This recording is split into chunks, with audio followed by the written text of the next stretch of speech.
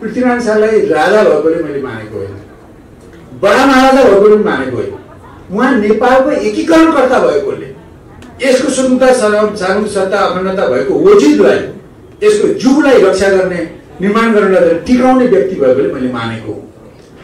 राजु त धेरै भए मुलुक नेपालमा, सबैलाई हामी पृथ्वीनारायण शाहलाई जस्तो बोकेर कहाँ हिँड्छौँ र? हिँड्दैनौँ नि त। ती राजाहरू जसले देशको हित गरेका छन्, जति हदमा हित गरेका छन् त्यति हदमा प्रशंसा गर्छन्। अहिले विदेशीहरूको अभूतपूर्व हस्तक्षेप छ। एउटै काम के अरे 7 सालमा 46 साल 63 सालमा भएका डेमोक्रेटिक परिवर्तनहरू विदेशी हस्तक्षेप र विदेशी प्रभाव सहित भएका र 3 चोटि भएको परिवर्तन चाहिँ जम्मा भएर यति धेरै फोहोर जम्मा भएको छ कि जनतालाई अधिकार दिने नाममा राष्ट्र कमजोर। सुखी कम्युनिस्ट होइन, हामी सोधै सुखी कम्युनिस्ट हो। त्यसमा नै कारणले लेख्दै आएको छ। केही समयपछि त अब कम्युनिस्टकै रङ भएका उनको विचारमा नचल्नेलाई पनि साम गरेर आफ्नै विचारका मान्छेहरू छन्। किन उहाँले सक्नु भएन? किनभने उहाँलाई न देशको मूल्य थाहा भयो, न त देश बनाउनुको मूल्य थाहा भयो। त्यसै कारण उनले पनि सकेका होइन। यो राष्ट्रवादीमा चाहिँ देशभक्तै देशभक्त छन् भनेर तपाईँ ढुक्क नपर्नुहोस् है, नपर्नुहोस्। यहाँ उस्तै हाम्रो गुरुजीको जस्तै, गुरु वशिष्ठको जस्तै कपडा लगाउने विदेशीहरूले क्याट दियो भने त्यसलाई दाहिने देब्रे जेबमा राखेर त्यसकै आधारमा यहाँ झन्डा सिलाउने मान्छे पनि छन्। ती राष्ट्रवादीहरू कति राष्ट्रवादी हो? त्यो राष्ट्रवादीभित्र पनि विदेश भक्तहरू। हाम्रो मुलुकमा शासनमा बसेकाहरू, शासन पर्खेर बसेका प्रतिपक्षहरू र पछि पनि आउँछौँ भनेर राजनीति गर्नेहरू, यिनीहरू देशप्रेमी हुन् कि विदेशप्रेमी हुन्? ठुलो प्रश्न गर्ने मान्छेले देशलाई कम्युनिस्ट नामधारीले देशलाई मायै नगर्ने। नेपालमा अहिले धर्मनिरपेक्षता सुहाउँदैन भन्दा त मार्क्सवाद छोडिस् भनेर नाक खुन्छ मेरो अगाडि कथित कम्युनिस्टहरू। अब बिएडको कुरा पनि विश्वभरिमा जम्मै कुरा सबै ठाउँमा लागु हुँदैन। गुरुजी हुनुहुन्छ, बिएडको कुरा त लागु हुँदैन भने मार्क्सवादको कुरा सबै ठाउँमा एकै ढङ्गले लागु हुन्छ? हुँदैन नि त। यसलाई प्रसङ्ग रहेको छ कि हिजो नेपालका एकीकरणका नायक बडा महाराज धिराज पृथ्वीनारायण शाहको जुन 219औं जन्म जयन्तीको सन्दर्भमा एउटा बडो अनुशासित ढङ्गले शान्तिपूर्वक एउटा श्रद्धा र्याली जो बढिरहेको थियो पृथ्वीनारायण शाहको शालिग अघि, त्यसमा प्रशासनले, पुलिस प्रशासनले अनुचित दखल गरेर बल प्रयोग गर्यो र म पनि हाम्रो पार्टी पनि त्यो अनुचित बल प्रयोगलाई निन्दा गर्दछु। र यसले के प्रश्न उठायो भने हाम्रा मुलुकमा शासनमा बसेकाहरू, शासन पर्खेर बसेका प्रतिपक्षहरू र पछि पनि आउँछौँ भनेर राजनीति गर्नेहरू, यिनीहरू देशप्रेमी हुन् कि विदेशप्रेमी हुन्? ठुलो प्रश्न। किनभने पृथ्वीनारायण शाह जसले भनौँ न लगभग 300 वर्ष अगाडिदेखि भनौँ 2200-2400 खण्डमा टुक्रिएको नेपाललाई दक्षिणबाट बढिरहेको ब्रिटिस हिन्द ब्रिटिस उपनिवेशवाद विस्तारवादको विरुद्ध लडेर एकीकृत गर्नु हो र हाम्रो 5000 वर्ष अगाडिदेखिको नेपालको नामलाई उहाँले उज्यालो बनाउनु र विश्वमा एउटा पहिचानयुक्त देशको रूपमा अघि सार्नु हो।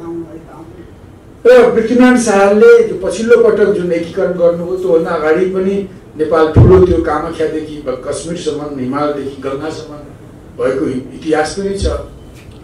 अब बढ्दै खुम्चिँदै टुक्रिँदै जोडिँदै आएको इतिहास पनि छ। पृथ्वीनारायण शाहभन्दा जस्ट केही अगाडि अब एचएमएलले मुकुन्द सेनले नेपाललाई एकीकरण गरेको र त्यो नटिकेको अवस्था पनि छ। र पृथ्वीनारायण शाहले परापूर्व कालदेखि नेपालको इतिहासलाई अवलोकन गर्दै जोड्नु मात्रै ठुलो कुरा होइन, टिकाउनु ठुलो कुरा हो। त्यही कारण उहाँले जोड्नु मात्रै भएन, उहाँले टिकाउने नीति लिनु अगाडि सार्नु, आफूले पनि टिकाउने विचारलाई लागू गर्नु, कार्यान्वयन गर्नु। एचएमएलले छोराहरूलाई बाँडेकोले गर्दा काठमाडौँका एकीकृत भएको काठमाडौँ पनि 3 राज्यमा बाँडियो। मुकुन्द सेनका भाइ छोराहरूले राज्य बाँडे र पाल्पाको सेन राज्य, चौदण्डीको सेन राज्य, विजयपुरको सेन राज्यमा बाँडियो। 3टा सेन राज्य। हिन्दूपन्थी भन्ने सेनहरूले पनि त्यस्तो गरे। यो तितो अनुभवबाट पृथ्वीनारायण शाह उहाँ त्यसबाट जानकार हुनुहुन्थ्यो, त्यसको भुक्तभोगी हुनुहुन्थ्यो। त उहाँले यसरी जनताको सहयोगले एउटा हिमवत खण्डमा टुक्रिएका राज्यलाई जोडेर राज्य बनाउनु भयो। त्यो कसैको पेवा होइन, मेरो पनि पेवा होइन। यो राज्य हो, यो भागभण्डाको विषय होइन, यसमा अंशभण्डा लाग्दैन। मैले भाइहरूको अंशभण्डा गर्नुभयो। धर्मेन्द्र मर्दन शाहले होस्, अरू भाइहरूले जो पाटनमा को चाहिँ राजा हुन चाहेका थिए, पृथ्वीनारायण शाहले अस्वीकार गर्नुभयो। एउटा भाइ राज्य दिएर भनेर फेनिएर कास्की गरेर बसे, उतेका विरोधीले उनलाई मारिदिए। तर पनि उहाँले उनीहरूलाई भाइ त हुन् भनेर राज्य दिएर उनीहरूलाई खुसी पार्न चाहनु भयो। एचएमएलको कारणले, मुकुन्द सेनको कारणले गर्दा उहाँमा यी ज्ञान बुद्धिहरू पलाए। त पृथ्वीनारायण शाहले जोडेनन् मात्र, टिकाए पनि। भले अहिले आएर कयौं पञ्चमार्गीहरू त्यो जोडेको नेपाललाई फुटाउनको निम्ति विविध करतुत गरिरहेका छन्, त्यसलाई हामीले बुझ्नुपर्छ। त्यहाँ यस्तो पृथ्वीनारायण शाह जसले देश बनाएर टिकाउने बुद्धि पनि दिए, यस्तो पृथ्वीनारायण शाह जसले अब एउटा राज्य बनाए, भुरे टाकुरे राज्यबाट एउटा व्यवस्थित राज्यमा नेपाललाई परिणत गर्नको निम्ति उहाँले सिद्धान्त दिनुभयो। हुन्छ, सानो छ दिव्य उपदेश, तर धेरै गुणहरूले, ज्ञानहरूले भरिएको छ। एउटा व्यवस्थित राज्य बनाउने नीतिहरू छन्। एउटा राज्यको प्रशासनिक नीति कस्तो हुनुपर्छ, कसरी सेना चलाउने, कसरी प्रशासन चलाउने, कर्मचारी चलाउने, त्यसका पनि गुदी गुदी कुराहरू छन्। जम्मै विस्तृत रूपमा नभए पनि उहाँले सुरक्षा कसरी गर्ने, प्रकृतिले नै हामीलाई भनौँ न यो भन्ज्याङहरू दिएको रहेछ तलबाट चढ्दा। भन्ज्याङमा हामीले राम्रो सुरक्षा गर्न सक्यौँ भने विश्वको चारै भाषा आयो भने पनि हामी पछार्न सक्छौँ भन्ने मलाई आँट दिनुभयो। र रैती भनेको दरबार, प्रजा भनेको दरबारको सम्पत्ति हो, शक्ति हो भनेर भन्नुभयो। जनतालाई रिजाउने बाटो लिनुभयो। यसमा पनि उहाँले विदेश नीति अगाडि साल्नुभयो। म लामो जाने चाहन्न। उहाँले कसरी आत्मनिर्भर भएर मुलुकको विकास गर्नु, उहाँले भन्नुभयो जडीबुटी र अरू आफ्नो कृषि उद्यमहरू गरौँ, यसलाई यिनीहरूको उत्पादनलाई विदेशमा बिक्री गरेर विदेशबाट पैसा खैचेर लिउँ, विदेशी व्यापारीलाई ल्याएर यहाँ हिमालयदेखि तराईसम्म उनीहरूलाई जथाभावी गर्न दिएर मुलुकको पैसा बाहिर जाने काम रोकौँ। उहाँले ती कुराहरू भन्नु। उहाँले भन्नुभयो कुनै खेतमा, कुनै घर भएको ठाउँमा खानी छ भने घर खेत उठाएर भए पनि खानी चलाऊ। उहाँले कसरी आत्मनिर्भर हुने हो? उहाँले भन्नुभयो देशमा कपडा उत्पादन गरौँ, बाहिर कपडा बुन्ने नमुनाहरू ल्याएर यहाँ मानिसलाई तालिम दिउँ, यही कपडा उत्पादन गरौँ र बाहिर पनि बिक्री गरौँ, पैसा आउँछ, हाम्रो पैसा बाहिर जाँदैन। उहाँ अहिले बाहिरसँग हेर्नुहुन्थ्यो।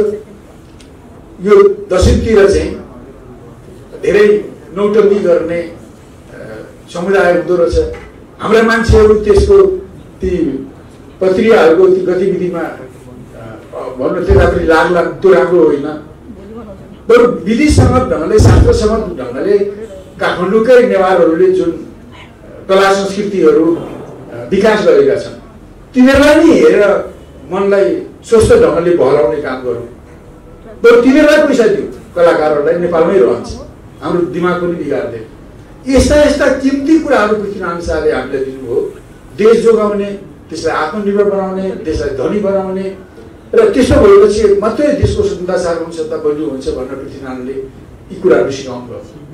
यसरी राज्य जोड्ने मात्रै होइन, राज्य टिकाउने, राज्यलाई समृद्ध बनाउने, बलियो बनाउने, त्यसको स्वतन्त्रता, सार्वभौमिकता, अखण्डतालाई अछुने राख्ने ज्ञान बुद्धि दिने राजालाई नमान्नेहरू यी विदेश भक्त हो, देशभक्त हो। यो मैले बडो नरम शब्दमा भन्नु अन्त मेरै कुरा चट्टानमा प्रेम कैदीले बोल्ने भए के बोल्नुहुन्थ्यो तपाईँलाई थाहा छ। म प्रेम कैदी जीको कुरामा दोहोऱ्याउँदिनँ, तर के भने नरम कुराले पनि भेदन गर्ने गरी भन्नुपर्छ। तिनीहरू देशभक्त होइन, विदेश भक्त हो। अस्तिको घटनाले त्यही देखायो। अब यो 72 सालमा संविधान जारी भएपछि केपी ओली प्रधानमन्त्री हुनुहुन्थ्यो। मलाई पनि अब प्रधानमन्त्रीमा आउनुहोस् न भन्नु, अरू कुरामा केही बखान गर्दिनँ। त्यहाँ हामीले यो पुस 27 गतेलाई यो 62 सालको परिवर्तनपछि कृष्णप्रसाद सिटौलाहरूले, गिरिजा प्रसादहरूले यो दिनमा पृथ्वीनारायण शाहको जन्मदिन पुस 27 गते जो मनाइन्छ, जो एकीकरणका नायक हुन्, देशका एउटा विभूति हुन् र देशलाई बलियो बनाउने उद्देश्यले देश निर्मातालाई सम्मान गरिन्छ, यो विधा काटिदिए। पटक पटक प्रयत्न भयो र हामी भएको बेलामा पनि प्रस्ताव राख्यौँ। हुन्छ त्यसबेला कमल थापा पनि प्रधानमन्त्री हुनुहुन्थ्यो। हामी दुईजनाले प्रस्ताव राख्यौँ। केपी ओलीले आधा घन्टासम्म बिदा दिने हो कि जस्तो कुरा गरे। लास्टमा के हो भने अब कुनै मधेसीबाट आएका मन्त्रीले यो नगरौँ, अहिले हामी तयार छैनौँ भनेपछि उसले भने अब सहमति नभएकोले नराखौँ भनेर सत्य सिधायो। अब अहिले त्यसबेला पनि केपी ओलीले त्यो काम गर्नुभयो। अब अहिले आएर त उनको सोलडोलो नेतृत्व भएको सरकार छ। सबै अब केही समयपछि त अब कम्युनिस्टकै रङ भएका उनको विचारमा नचल्नेलाई पनि साम गरेर आफ्नै विचारका मान्छेहरू छन्। किन उहाँले सक्नु भएन? किनभने उहाँलाई न देशको मूल्य थाहा भयो, न त देश बनाउनुको मूल्य थाहा भयो। त्यसै कारण उनले पनि सकेका होइन। त्यस कारणले मैले के भन्न चाहन्छु भने हिजो भएको जुन घटना हो, यति ठुलो योगदान गर्ने व्यक्तिलाई सम्मान गर्न नसक्ने सरकारका ती निन्दनीय कृत्यहरू हुन् र त्यसको विरोध गर्ने काममा हामीले दृढतापूर्वक अघि बढ्नुपर्छ। आदरणीय मित्रहरू, हुन त यो तपाईँहरूसँग मिलेर म नेकपा एमालेको एउटा राजनीतिक कर्मी हो। यो पृथ्वीनारायण शाह जो देशका एकीकरणकर्ता, देशका एउटा एकीकरणका नायक, एउटा राष्ट्रिय विभूति हुन्। उहाँको सम्मान गर्नु, नेपालीको सम्मान गर्नु हो, नेपालको सम्मान गर्नु हो र हाम्रो विचार, हाम्रो आध्यात्मलाई सम्मान गर्नु हो भन्ने बुझेर नै हामीले संस्थागत निर्णय गरेर नै आएका हौँ। तर योभन्दा अगाडि पनि भरतजीलाई थाहा छ, भोजन गृहमा कैयौँचोटि उहाँले आयोजना गर्नुभएका कार्यक्रमहरूमा म सामेल भएको छु। मैले पृथ्वीनारायण शाहको उच्च प्रशंसा गर्दै बोलेको पनि छु होइन। मैले 2035 सालमा नेकपा एमाले पार्टी स्थापना गरेँ, सम्मेलन गरेर। हाम्रो त डकुमेन्टमा पनि 2224 राज्यलाई मिलाएर पृथ्वीनारायण शाहले जुन नेपाल एकीकरण गर्नुभयो यो ऐतिहासिक प्रगतिशील कदम हो भनेर 35 सालको मेरो डकुमेन्टमा लेखेको छ। हामी विदेशमुखी कम्युनिस्ट होइनौँ, हामी स्वदेशमुखी कम्युनिस्ट हौँ। त्यसकारणले हामीले लेख्दै आएको छ। हामीले हाम्रै भूमिमा कसरी उत्पादक शक्ति बढिरहेका छन्, कसरी उद्योग धन्दा व्यवसायहरू बढिरहेका छन्, त्यसलाई नरोक्ने हो भने आफै त्यसबाट बढ्दै हामी एउटा औद्योगिक समाजमा हामी परिणत गर्न सक्थ्यौँ।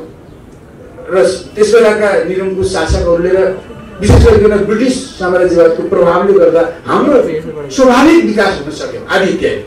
किन हामी त्यस प्रकार यसलाई सुरुदेखि नै हामी नेकपा एमाले भनेदेखि त्यो एउटा देशभक्त राष्ट्रप्रेमी पार्टी हो। र मैले लास्टमा भन्छु, अब मैले के भन्छु भने यो सिद्धान्त भनेको यस्तो पानी हुनुपर्छ जस्तो भाँडामा राखिन्छ त्यस्तै आकार लिन सक्नुपर्छ। यो कुरो मार्क्सवादमा मात्रै लागू हुँदैन, प्रजातान्त्रिक समाजमा लागू हुन्छ, राष्ट्रिय प्रजातन्त्रमा लागू हुन्छ, सनातनी विचारमा पनि लागू हुन्छ। हामी सनातनी विचार मान्ने मान्छेहरू विदेशमा हाम्रो गुरु छन् भनेर उनीहरूको पाउ पुज्दै जे भन्छन् त्यतै गर्छ भने त्यो सनातनी पनि नेपालको सनातनी हुँदैन। त्यस्तै मार्क्सवादको कुरा पनि त्यही हो। मार्क्सवाद होस् या डेमोक्रेटिक सोसियलिजम होस् या राष्ट्रिय प्रजातन्त्र होस् या सनातनी होस्, यो नेपाली जस्तो हुनुपर्छ, नेपाल जस्तो हुनुपर्छ। यहाँको वस्तुस्थिति, यहाँका विशेषताहरू, यहाँको हाम्रो परम्परा, यसको जोडिएको हुनुपर्छ।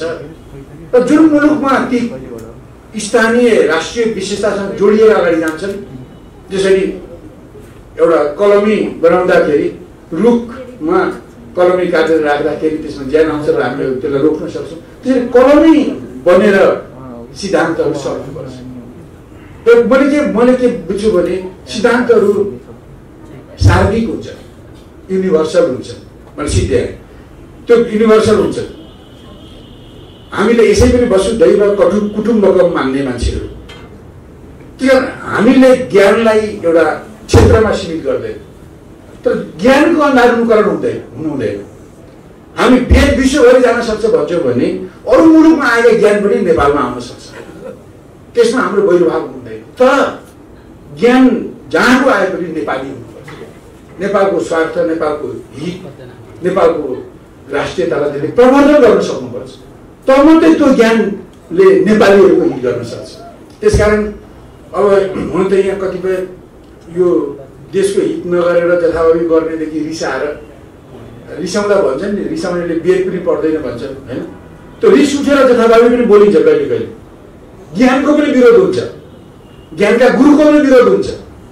ज्ञान ल्याउने पाश्चात्य गुरु पनि गुरु नै हुन् र पौरस्थ गुरुहरू पनि गुरुहरू नै हुन्। गुरुहरूलाई हामीले गुरुभयो नमः गर्नुपर्छ। तर जसले देशको हित विपरीत काम गर्छन्, देश विपरीत राम्रै सिद्धान्त पनि देशको विपरीत प्रयोग गर्छन्, त्यसलाई विरोध गर्नुपर्छ। यति भन्दै पृथ्वीनारायण शाहले हामी सबैलाई नेपालमुखी हुने बाटो पनि देखाउनु भयो, उपदेश पनि दिनुभयो। हामी हुन सकेनौँ। म आफै पनि भनौँ, जो म मार्क्सवादी आन्दोलन लाग्ने क्रममा मैले त्यसलाई धेरै नेपालमुखी ढङ्गले त्यसलाई निकै लामो समयसम्म मैले हेर्न सकिनँ। तर हन्डर ठक्कर खाँदै जाने क्रममा र देशलाई माया गर्ने मान्छेले देशलाई कम्युनिस्ट नामधारीले देशलाई माया नगर्ने, नेपालमा अहिले धर्मनिरपेक्षता सुहाउँदैन भन्दा त मार्क्सवाद छोडिस् भनेर नाक खुन्छ मेरो अगाडि कथित कम्युनिस्टहरू। अब वेदको कुरा पनि विश्वभरिमा जम्मै कुरा सबै ठाउँमा लागु हुँदैन, गुरुजी हुनुहुन्छ। वेदको कुरा त लागु हुँदैन भने मार्क्सवादको कुरा सबै ठाउँमा एकै ढङ्गले लागु हुन्छ, हुँदैन नि त। यसलाई त सिधै लागु गर्ने कुरा। त्यस कारण हामीले त्यसरी जान्नुपर्छ। र यसरी जाने बुद्धि दिने पृथ्वीनारायण शाह हाम्रो ठुलो भनौँ न राष्ट्र निर्माता मात्रै होइन, हाम्रो बुद्धिको पनि मार्गदर्शक, हाम्रो आध्यात्मको पनि मार्गदर्शक। उहाँले भन्नुभएको छ सबैले आफ्नो कुला धर्म पालन गर्नु भन्नुभएको छ। यसलाई मार्क्सवादले रोक्दैन नि। अब विकृत मान्छेले रोक्ला बेग्लै कुरा हो है, नबुझ्नेहरूले रोक्ला अथवा विदेशमुखी व्याख्या गर्नेले रोक्लान्। तिनीहरूको मार्क्सवादसँग कुनै सरोकार छैन। त्यसकारण यसरी सबै कुरामा हामीलाई चिन्तनले होस् या सिद्धान्तले होस् या भूगोलले होस् या स्वतन्त्र राष्ट्रले होस्, नेपालीहरूलाई बलियो तुल्याउने प्रथम मार्गदर्शक एकीकरणकर्ता पृथ्वीनारायण शाहको जहिले पनि जय हुनुपर्छ। उहाँ अमर रहनुपर्छ। र उहाँको विरोधमा काम गर्ने मान्छेहरू कि नेपाललाई नबुझ्ने, यो शब्दको अर्थ खराब हुन्छ कि अधम हुन्छ। मैले यति भन्दै मैले आफ्नो मन्तव्य एउटा प्रश्न गरौँ। जस्तो तपाईँले मालेको अध्यक्ष पनि हुनुहुन्छ, महासचिव पनि हुन्छ, कम्युनिस्ट पृष्ठभूमिबाट आउनुभएको नेता। अब पछिल्लो समय चाहिँ तपाईँको यो कार्यक्रमहरूमा सक्रियता अलिक धेरै बढिरहेको हुनाले आम नेपाली जनताहरूको प्रश्न, अब तपाईँले भनिहाल्नुभयो अरू चाहिँ विदेश उन्मुख कम्युनिस्ट पार्टी, हामी चाहिँ स्वदेश उन्मुख कम्युनिस्ट पार्टी भनेर भन्नुभएको छ। अब फेरि यहाँको धेरै मान्छे, उहाँहरू सबैजना सहभागी हुनुभएको मान्छेहरू चाहिँ राज संस्था, हिन्दू राष्ट्रसहितको राज संस्थाको माग गरेर हिँडिराख्नु भएको छ। अब तपाईँको पनि निचोड चाहिँ हिन्दू राष्ट्रसहितको राज संस्थाको मागसहित तपाईँ पनि हिँडिराख्नु भएको छ कि के हो? एकचोटि मान्छेलाई, नेपाली जनतालाई खुलस्त गरिदिनु पर्यो। एकदम। हिजो पनि एउटा युट्युबको साथीले एउटा सिंहदरबार अगाडि यस्तै कुरा गर्नुभयो। तपाईँ पृथ्वीनारायण शाहलाई किन माग्नुहुन्छ भने पृथ्वीनारायण शाहलाई राजा भएकोले मैले मानेको होइन, बडा महाराजा भएकोले पनि मानेको होइन। उहाँ नेपालको एकीकरणकर्ता भएकोले, यसको स्वतन्त्रता, सार्वभौमिकता, अखण्डता भएको वजिदलाई, यसको जुगलाई रक्षा गर्ने, निर्माण गर्न टिकाउने व्यक्ति भएकोले मैले मानेको हो। राजा त धेरै भए मुलुक नेपालमा, सबैलाई हामी पृथ्वीनारायण शाहलाई जस्तो बोकेर कहाँ हिँड्छौँ र? हिँड्दैनौँ नि त। ती राजाहरू जसले देशको हित गरेका छन्, जति हदमा हित गरेका छन् त्यति हदमा प्रशंसा गर्नुपर्छ। जस्तो मैले महेन्द्र भले उनको निरङ्कुश परिपाटी थियो तर उनी राष्ट्रवादी थिए भनेको छु मैले। त्यसोभन्दा कतिपय कम्युनिस्टले मलाई उचित पनि काट्न खोजे। धेरै नेपालीहरूले राम्रै बोलिस् पनि भनेका छन्। अब म उचितदेखि पनि डराउँदिनँ, अरू प्रशंसा गर्नेहरूलाई म धन्यवाद दिन चाहन्छु। एउटा कुरा के भने अहिले हामीले के भने अहिले हामीहरू यो समुदायसँग अनि यो अहिले यहाँ तपाईँले भने जस्तै राजालाई मान्ने मान्छे पनि हुनुहुन्छ भन्ने मलाई राम्ररी थाहा छ, अरू विभिन्न सिद्धान्त बोक्ने छन् भनेर पनि राम्ररी थाहा छ। तर पनि हामी नेकपा माले संस्थागत निर्णय गरेर किन आयौँ भने देशमा अहिले विदेशीहरूको अभूतपूर्व हस्तक्षेप छ। एउटै काम के भने 7 सालमा 46 साल 63 सालमा भएका डेमोक्रेटिक परिवर्तनहरू विदेशी हस्तक्षेप र विदेशी प्रभाव सहित भएका र 3 चोटि भएको परिवर्तन चाहिँ जम्मा भएर यति धेरै ठुलो जम्मा भएको छ कि जनतालाई अधिकार दिने नाममा राष्ट्र कमजोर भएको छ। ठ्याक्कै प्रश्नको उत्तर हिन्दू राष्ट्र संयुक्त राष्ट्र स्थापनाको आवश्यकता हो कि उहाँहरूको नेतृत्वमा हिँडिराख्नु भएको छ। सुन्नुहोस् न, पृथ्वीनारायण शाहलाई एउटा बुढियाले यो पृथ्वीपुरको लडाइँबाट भाग्दाखेरि भात खुवाइसिन्। पृथ्वीनारायण शाह तातो भात दिँदाखेरि भोकाका थियो लडाइँबाट जाँदा तातो भात दाल हालेर बिचबाट गोमा गर्दाखेरि मुख पोलेछ, उसले थुथु गर्नुभयो। बुढीले भन्छ कस्तो यो पृथ्वीनारायण शाह जस्तो रहेछ यो पृथ्वीनारायण। अनि उसले भन्छ किन यसो भनेको भन्दा पृथ्वीनारायण शाहले पनि झ्याम्मै बिचमै हमला गर्छ, छेउछेउबाट कोतर्दै बिस्तारै बिस्तारै खायो भने न सबै खान एक थाल खान सकिन्छ भने तपाईँ पर्नु तपाईँ पृथ्वीनारायण शाह नहुनुहोस्, बाल्यकालको पृथ्वी शाह नहुनुहोस्। म आउँदैछु त्यसमा। अब मैले यति नै भने मैले लामो भएन, त्यस्तो भएकोले अब अहिले विदेशीहरूको प्रभाव धेरै भयो। त्यसको प्रमाण हो हाम्रो एउटा लाम्रो चुसे खोस्यो भारतले 76 सालको कार्तिकमा एमसीसी लाग्न खोजिरहेको छ, विरोध भएको। त्यसैको प्रमाण हो कि हामी कमजोर भएका छौँ, अझै कमजोर भइरहेका छौँ। अब देशभित्रका धेरै समस्याहरू छन्, समस्यालाई हल नगर्दाखेरि समस्या चाहिँ उकुच पल्टेको घाउ जस्तो भएको छ, सिरियस भएको छ। त्यसलाई यो सरकारले हल गर्न सकेन। यी आन्तरिक सङ्कट र बाह्य हस्तक्षेपलाई हामी आक्रान्त छौँ र ढङ्गले चलाउनु भने देशैसित नै खतरा छ। यो खतरा मैले देखेकोले हामीले के विश्लेषण गर्ने, योलाई जोगाउने अब पोलिटिकल पार्टीहरू जो विदेशी स्वदेशी ढङ्गले सोच्ने क्षमता आइसकेका छैन, त्यो कुनै एउटा रङको पार्टीले पनि सक्दैन, सबै रङको आएर पनि सक्दैन। तर देशलाई अहिले जोगाउने भनेको देशका देशभक्तहरू नै हो। चाहे उनीहरू कम्युनिस्ट हुन्, कम्युनिस्टमा पनि देशभक्त छन्, चाहे तिनीहरू वामपन्थी हुन् कम्युनिस्टमा भए पनि, चाहे उनीहरू प्रजातन्त्रवादी हुन्, चाहे उनीहरू राष्ट्रवादी। राष्ट्रवादी जसले राजा पनि मान्छ, धर्म पनि मान्छ, त्यसलाई राष्ट्रवादी भनेर बुझ्छ। यी सबैमा देशभक्त पनि छन्, विदेशभक्त पनि छन्। अब यो राष्ट्रवादीमा चाहिँ देशभक्त छन् भनेर तपाईँहरू ढुक्क नपर्नुहोस् है, त्यो नपार्नुहोस्। त्यहाँ यहाँ उस्तै हाम्रो गुरुजीको जस्तै गुरु वशिष्ठको जस्तै कपडा लगाउने विदेशीहरूले क्याट दियो भने त्यसलाई दाहिने देब्रे जेबमा राखेर त्यसकै आधारमा यहाँ झन्डा सिलाउने मान्छे पनि छन्। ती राष्ट्रवादीहरू कति राष्ट्रवादी हो? त्यहाँ राष्ट्रवादीभित्र पनि विदेश भक्तहरू छन्। तर अहिले सक्कली देशभक्तहरूलाई चिन्ने भएको छ भने लामो भन्नु भयो भने एजेन्डालाई लिएर त्यसरी जाने क्रममा होइन देशमा एउटा नयाँ शक्ति निर्माण हुनुपर्छ, जसले बेइमान र भ्रष्ट शक्तिको विरुद्धमा एउटा प्रगतिशील एउटा देशभक्त प्रगतिशील लोकतान्त्रिक शक्ति बन्नुपर्छ, त्यसको सरकार बन्नुपर्छ, त्यसको एजेन्डा लागू गर्नुपर्ने हुन्छ। अब यस सन्दर्भमा ठिक छ, राजालाई मान्ने राजावादीहरूलाई पनि देश जोगाउने हक छ। त्यसै कारण त राजावादीको सङ्घमा यहाँ उभिएको हुँ म, त्यो देश जोगाउने। अब अरू धेरै कुराहरू म पत्रकार मित्रलाई मैले अहिले भन्न भ्याइनँ, मलाई उहाँले कोट्याइसक्नु, मैले उहाँको कुरा पनि सुन्नुपर्छ। यो एजेन्डा बनाउने क्रममा छलफल गरौँ होइन, एजेन्डा बनाउने क्रममा हामी यो त एउटा एक मुद्दामा न हो होइन, हामी एक मुद्दामा छौँ, एक मुद्दामा हाम्रो यो निशर्त समर्थन हो होइन, बुझेर हो कि कसैले होइन यहाँ राजावादी छन् भन्ने बुझेरै आएको अरू पनि छन्।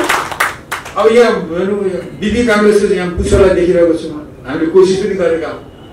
तर के भने अब अरू एजेन्डा कसरी तय गर्ने होइन, देश जोगाउन त खालि एउटा कुराले मात्रै हुँदैन। अब मैले यहाँ बहस छैन चाहन्न। अब यो सुरेन्द्रजीहरूले एउटा कार्यक्रमिक बहस ल्याउनु हो भने त्यसमा राजाको बारेमा हाम्रो दृष्टिकोण के हो, संहिताका बारेमा हाम्रो दृष्टिकोण को, धर्मनिरपेक्षता हटाउनुपर्छ भन्ने हामीले त संविधान सभादेखि भन्दै आएको मानेन।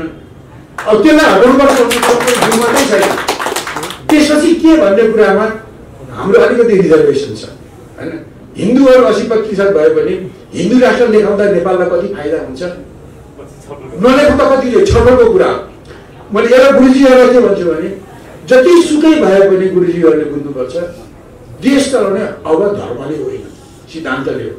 र यस्तो सिद्धान्त राजनीति आओस् त्यसले हरेक धर्मलाई सम्मान गर्न सक्छ। त्यही कारण हामी धर्म सहिष्णु राज्यको वकालत गर्छौँ। यो निरपेक्षता धर्मनिरपेक्षता भनेको यो हुन त एउटै धर्मलाई मात्रै भने जस्तो लाग्छ तर वास्तविकता त्यही हो। यो क्रिस्चियनीकरणको भनाइ हो के त्यसले हाम्रो पहिचान सिकाउँछ देश सिकाउँछ। अरू पछि गएर अब यहाँ मैले भने अर्को कार्यक्रममा पनि आउनुलाई हवस् त बहुत धन्यवाद।